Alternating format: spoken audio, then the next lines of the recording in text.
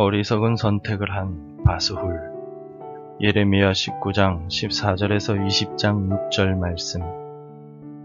예레미야가 여호와께서 자기를 보내사 예언하게 하신 도벳에서 돌아와 여호와의 집들에 서서 모든 백성에게 말하되, 만군의 여호와 이스라엘의 하나님께서 이와 같이 말씀하시되, 보라, 내가 이 성읍에 대하여 선언한 모든 재앙을 이 성읍과 그 모든 촌락에 내리리니 이는 그들의 목을 곧게 하여 내 말을 듣지 아니함이라 하시니라. 임멜의 아들 제사장 바스훌은 여호와의 성전의 총감독이라. 그가 예레미야의 이 일 예언함을 들은지라.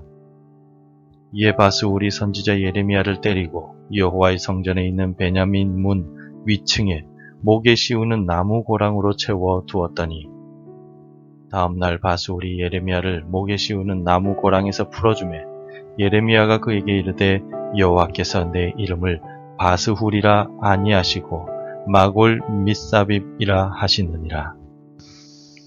여호와께서 이와 같이 말씀하시되, 보라, 내가 너로 너와 내 모든 친구에게 두려움이 되게 하리니 그들이 그들의 원수들의 칼에 엎드러질 것이요 내 눈은 그것을 볼 것이며 내가 온 유다를 바벨론 왕의 손에 넘기리니 그가 그들을 사로잡아 바벨론으로 옮겨 칼로 죽이리라. 내가 또 이 성읍의 모든 부와 그 모든 소득과 그 모든 귀중품과 유다 왕들의 모든 보물을 그 원수의 손에 넘기리니 그들이 그것을 탈취하여 바벨론으로 가져가리라. 바스훌아, 너와 내 집에 사는 모든 사람이 포로 되어 옮겨지리니 내가 바벨론에 이르러 거기서 죽어 거기 묻힐 것이라. 너와 너의 거짓 예언을 들은 내 모든 친구도 그와 같으리라 하셨느니라. 우리는 항상 선택의 문제를 겪게 됩니다. 물건을 살 때도 선택하고 일을 할 때도 선택을 합니다. 주일 아침에도 예배를 드릴 것인가 아니면 집에서 나의 육신의 편안함을 누릴 것인가를 두고 선택해야 합니다. 어떤 선택을 하든 우리의 자유이지만 문제는 내가 한 선택에 대한 결과와 책임을 내가 감당해야만 한다는 점입니다. 신앙의 영역에서도 내가 내린 선택에 따른 결과와 책임을 내가 감당해야만 합니다. 오늘 본문에는 어리석은 선택을 하고 그 결과로 재앙을 몰고 다니는 사람이 될 것이라는 꾸짖음을 들었던 한 사람이 나옵니다. 예레미야는 하나님의 명령을 따라 흰놈의 아들의 골짜기에서 옹기를 깨뜨리며 하나님의 심판을 예언하였습니다. 이어서 성전에서도 같은 예언을 하자 성전의 관리자인 바스훌이라는 제사장이 예레미야를 때리고 베냐민 문 위에 묶어두었습니다. 하나님께서는 악한 바스훌이 멸망의 날에 포로가 되어 바벨론으로 끌려갈 것이라고 말씀하셨습니다. 예레미야는 흰놈의 아들 골짜기에서 백성의 어른들과 제사장의 어른들에게 하나님의 심판을 선언하였습니다. 그리고 이번에는 장소를 옮겨 여호와의 집들, 곧 성전에서 모든 백성들에게 다시 하나님의 심판을 선언하였습니다. 이제 하나님의 심판은 목을 곧게 하여 하나님의 말씀을 듣지 않은 모든 유다 백성들에게 선언되었습니다. 만군의 여호와 이스라엘의 여호와께서 이와 같이 말씀하시되, 보라, 내가 이 성읍에 대하여 선언한 모든 재앙을 이 성읍과 그 모든 촌락에 내리리니 이는 그들의 목을 곧게 하여 내 말을 듣지 아니함이라 하시니라. 목이 곧고 하나님의 말씀을 듣지 않는 유다 백성들은 교만한 사람들이었으며 하나님을 두려워하지 않는 사람들이었습니다. 거룩하신 하나님 앞에서 목을 빳빳하게 세우고 하나님의 말씀을 떠나 자기 마음대로 살아가는 사람들이었습니다. 하나님으로부터 떠나 자기 육신의 만족을 따라 살아가는 유다 백성들에게 하나님의 심판이 선언되었습니다. 성전에서 하나님의 심판을 선언한 예레미야를 보고서 성전의 전체 일을 맡은 바스훌이라는 제사장이 예레미야를 때리고 베냐민 문 위에 묶어두었습니다.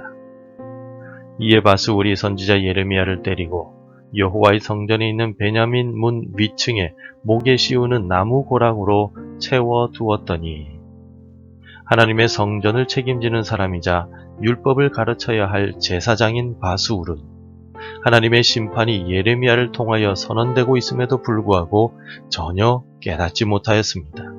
그는 영적으로 눈이 어두워진 채 성전의 일을 맡아서 하였고 하나님께 제사를 드렸던 어리석은 사람이었습니다. 영적 지도자가 하나님과 상관없이 하나님의 일을 하고 있으니 유다 백성들이 하나님을 잊어버리고 범죄하며 자기 뜻대로 살아가는 것은 어쩌면 당연한 일이었을 것입니다.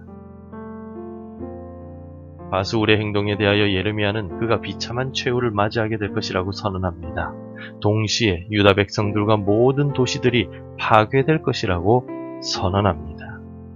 바스울아, 너와 내 집에 사는 모든 사람이 포로되어 옮겨지리니 내가 바벨론에 이르러 거기서 죽어 거기 묻힐 것이라. 너와 너의 거짓 예언을 들은 내 모든 친구도 그와 같으리라 하셨느니라. 바스울은 예레미야를 핍박했을 뿐 아니라 예루살렘과 유다 땅에 아무런 재앙이 임하지 않고 평강만이 가득할 것이라고 말했던 거짓 예언자들 중에 한 사람이었습니다. 하지만 하나님께서는 거짓 예언자인 바스울의 말과는 정반대로 바스울이 포로가 되어 타국에서 죽을 것이며 유다는 멸망하게 될 것이라고 말씀하셨습니다. 하나님의 말씀을 대언하는 예레미야를 핍박한 바스울의 어리석은 행동과 선택을 보면서 오늘 우리는 무엇을 깨달을 수 있겠습니까? 먼저 우리는 바스울이 예레미야를 때리고 베냐민 문에 예레미야를 가두었던 모습을 기억해야 합니다. 베냐민 문은 성전의 문들 중에 가장 높은 곳에 위치해 있기 때문에 성전을 드나드는 사람들이 모두 볼 수 있는 곳에 위치해 있었습니다. 일부러 이곳에 예레미야를 가둠으로써 수치와 모욕을 주려 했던 것입니다. 동시에 하나님의 선지자인 예레미야를 모욕함으로써 자신의 권위를 더 높이려는 생각 때문이었습니다. 바스울은 심판을 말씀하시는 하나님을 붙들지 않고 세상적인 권력과 사람들의 존경을 붙들었습니다. 세상에 우리가 믿던 모든 것들은 하나님 앞에서 모두 끊어지고 안개와 같이 흔적도 없이 사라지게 될 것입니다. 그러나 하나님을 붙들고 믿는 우리의 믿음은 영원합니다.